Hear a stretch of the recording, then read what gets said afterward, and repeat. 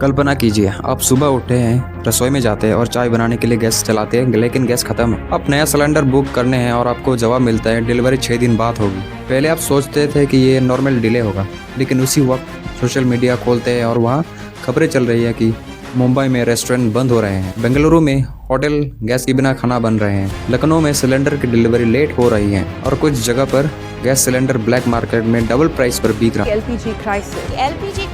LPG crisis is now hitting restaurants and hotels across the country, and the impact is already being felt in kitchens, eateries, and even transport systems. 3 दिन से try कर रहा हूँ, cylinder book नहीं हो पा रहा है। कहाँ से इतने पैसे लाना ब्लैक के लिए? हम मजबूर आदमी हैं। बताओ, जो को बच्चों को पालेगा इतने ब्लैक में ये गैस खरीदेंगे।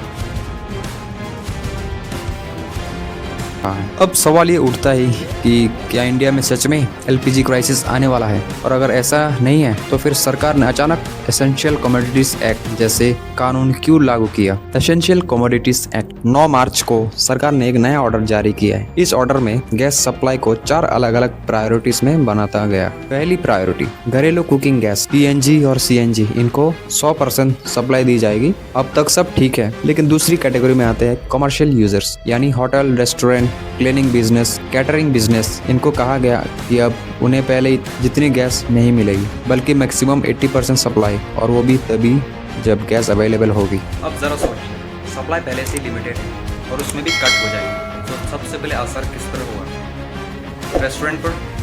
जी हाँ, यही अब कई शहरों में देखने को मिल रहा है। आपको शायद पता ना हो, लेकिन रेस्टोरेंट हमारे घर वाले सिलेंडर यूज नहीं करते। घर में आता है 14.2 किलो का सिलेंडर, लेकिन होटल और रेस्टोरेंट में यूज करते हैं 19 किलो से 47 किलो की कमर्शियल सिलेंडर। एक मीडियम साइज का रेस्टोरेंट दिन में 2 से 5 सिलेंडर तक यूज कर सकता है। अब कल्पना कीजिए, अगर अचानक सप्लाई कम हो जाए तो क्या होगा? कुछ शहरों में रेस्टोरेंट ओनर्स ने बताया कि उन्हें सिलेंडर्स टाइम पर नहीं मिलने से कुछ ने अपना मेनू छोटा कर दिया। कुछ अब अल्टरनेटिव्स फ्यूल जैसे कोयला या इलेक्ट्रिक इंडक्शन की तरफ देखने लगे। लेकिन असली सवाल अभी भी वही है, आखिर गैस की सप्लाई अचानक कम क्यों हुई? LPG crisis factor. सच ये है कि भारत अपनी जरूरत की पूरी एलपीजी खुद नहीं बनाता। भारत की टोटल एलपीजी जरूरत का लगभग 40% देश में बनता है, लेकिन बाकी 60% गैस दूसरी कंट्री से आती है। एलपीजी सप्लायर कंट्री में Saudi Arabia, Qatar, United Arab Emirates, Kuwait शामिल है। लेकिन इन देशों से भारत तक गैस आने के लिए एक बहुत इंपॉर्टेंट समुद्री रास्ते से गुजरना पड़ता है, जिसका नाम है स्ट्रेट ऑफ हॉर्मुज।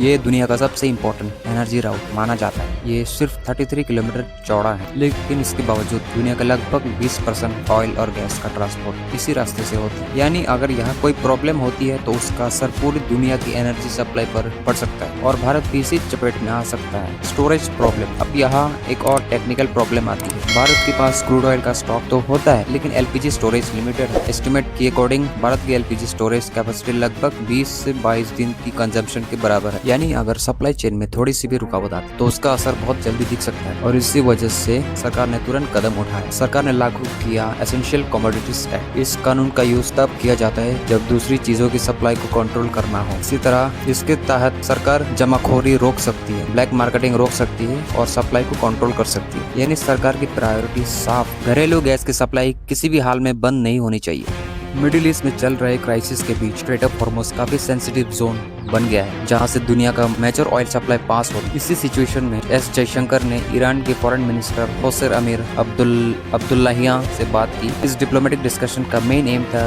इंडिया की एनर्जी सप्लाई को सिक्योर रखना। रिपोर्ट्स के मुताबिक ईरान ने एश्योरेंस दिया है कि इंडियन ऑयल टैंकर्स को स्ट्रेट ऑफ हॉर्मुज से सेफली पास होने दिया जाएगा, जबकि दूसरी कंट्रीज की वेसल्स पर रेस्ट्रिक्शन का रिस्क बना हुआ है। ये अगर भारत को फ्यूचर में एनर्जी क्राइसिस से बचना है तो उसे अपनी एनर्जी सिक्योरिटी और स्टोरेज कैपेसिटी दोनों को स्ट्रॉन्ग बनाना होगा। बाकी आपको ये वीडियो कैसा लगा नीचे कमेंट्स में बताइए। वीडियो में बने रहने के लिए हमारे साथ धन्यवाद।